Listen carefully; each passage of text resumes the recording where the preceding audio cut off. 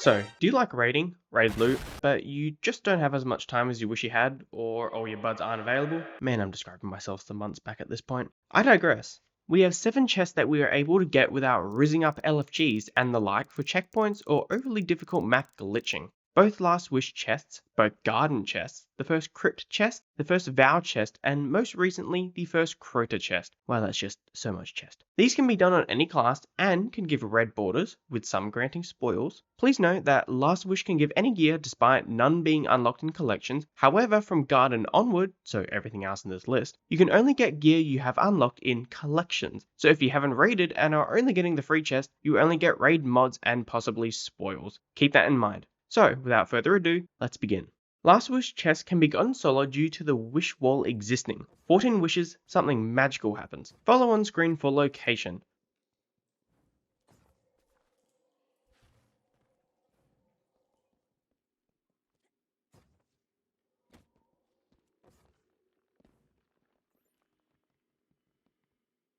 For chest 1, we'll be using Wish 4, which will teleport us to the beginning of Shuro Chi, so enjoy plonking that in. From here, we will backtrack to the chest. Skip ahead a bit if you don't want to worry about explanations and just want the chest.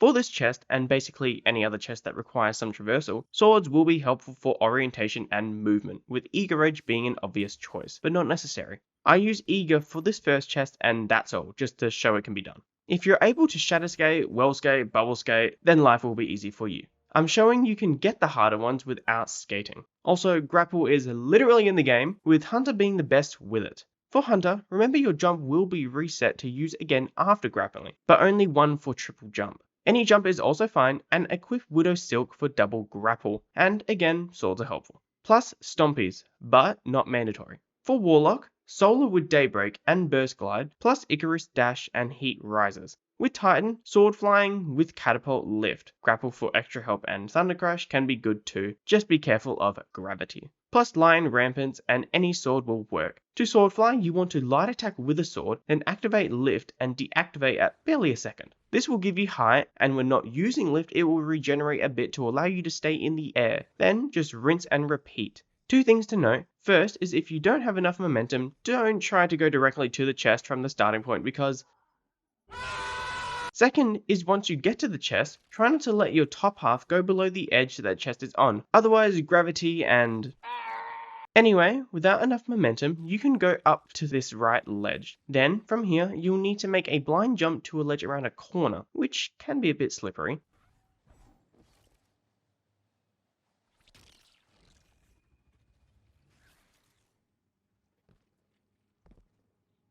Then from here, it's a straight shot. Warlocks have this easier and can Icarus dash and super from the get-go. Just remember to pop Heat Rises and Glide if you don't make it.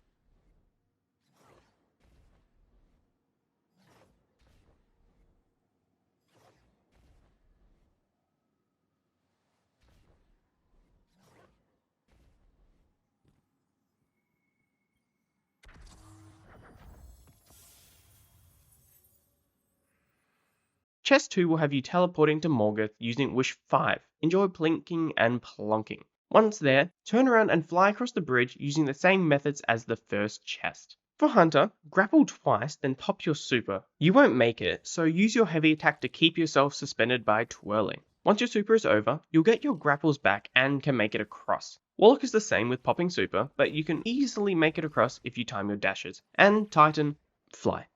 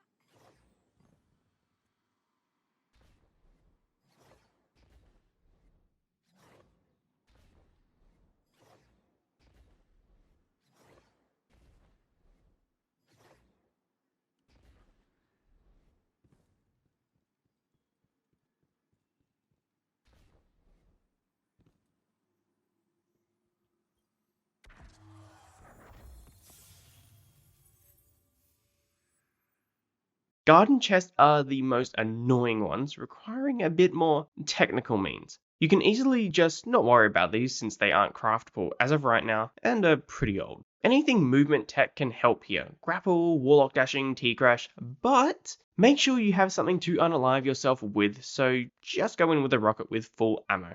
At one point you'll have to ascend very high, and if not a hunter you'll have to do some grapple tech by grappling onto a moving object like a rocket. Hunter can also do this, so keep that in mind.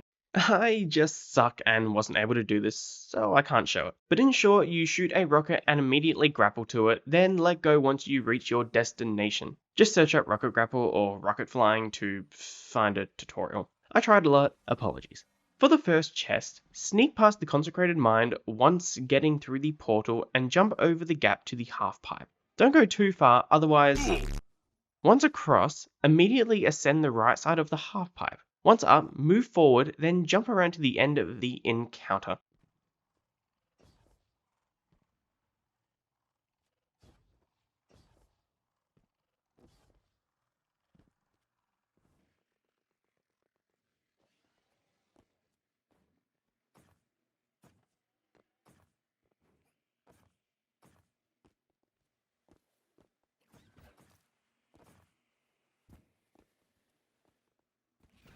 Go all the way past where the chest spawns, ascend the wall in front of you until you get to the little platform in front of the flowers.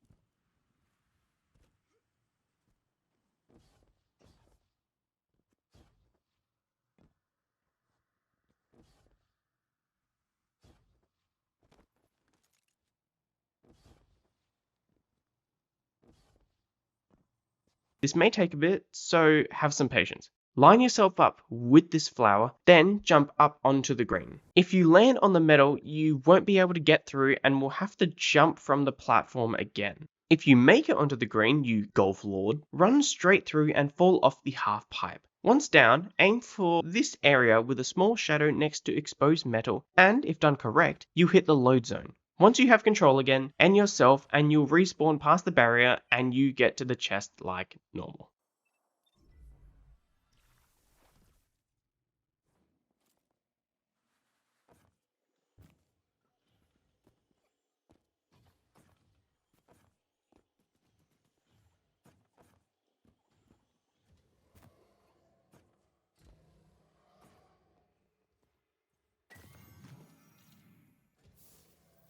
For the second chest, make your way to the second thrilling encounter and get to the opposite side of this massive area. This is the area where you'll need the rocket grapple tech, and you'll have to get to the area where I will be getting to directly above.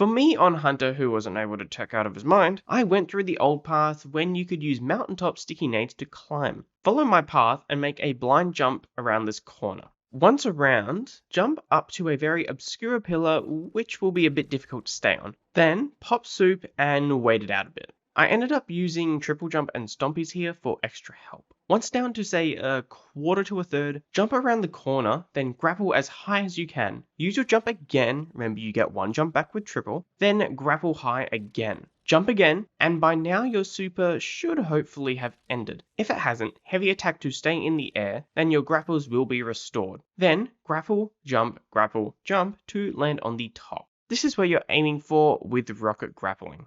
Take a breath. From here, you'll need to get as high in the air as possible while moving forward to make your way to the giant hole. Jumping high is needed to avoid dying to turn back, with jumping high refreshing the timer if avoiding it long enough. You can fall down where I did, which will nullify the turn back message at a certain point, including when falling down. But you can also fall down earlier here, but you will have to make sure you have enough time on the turn back, since you can die while falling. Grapple will obviously make life very easy here, but if you don't have enough cooldown for hunters, I found high jump better here than triple jump because high. Then for warlocks and titans, high isn't too much of a problem. Once down, you can make your way to the chest like normal. Good job.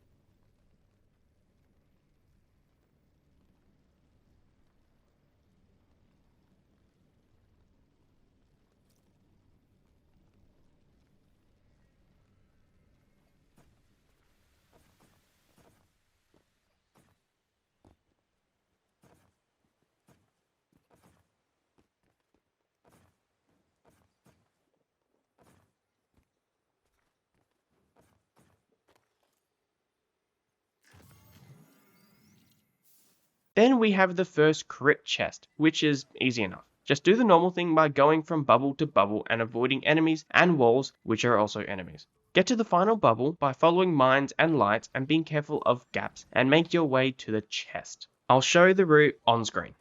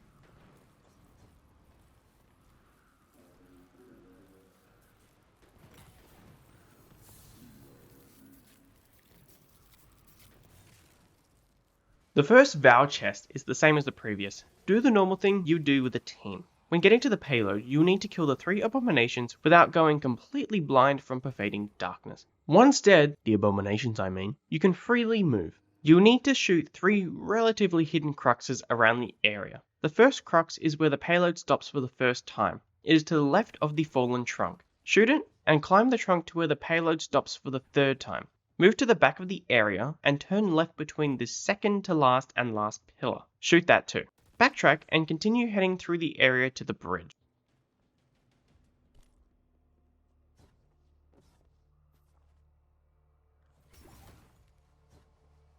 Get to the other side of the bridge and turn around to go underneath it. The last 2 gaps are open. Shoot the crux inside. Exit the room and continue forward to where the payload stops after moving over the bridge. Go past that to the big cube-like room and enter to get the chest plus 5 spoils.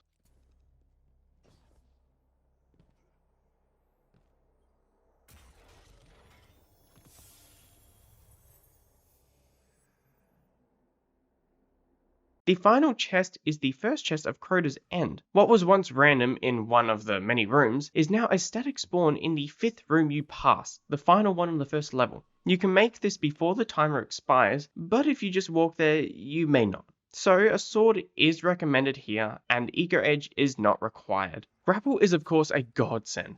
Daybreak, Icarus Dash, T-Crash are grey, and Amplified can be good while you're still able to sprint, but not needed since you won't benefit from it for too long. Make your way to the chest, avoiding throw and holes with a little rock skip, and grab your loot with 5 spoils. You can easily get at least 30 spoils a week with the Vow and Crota chest on 3 characters with little effort.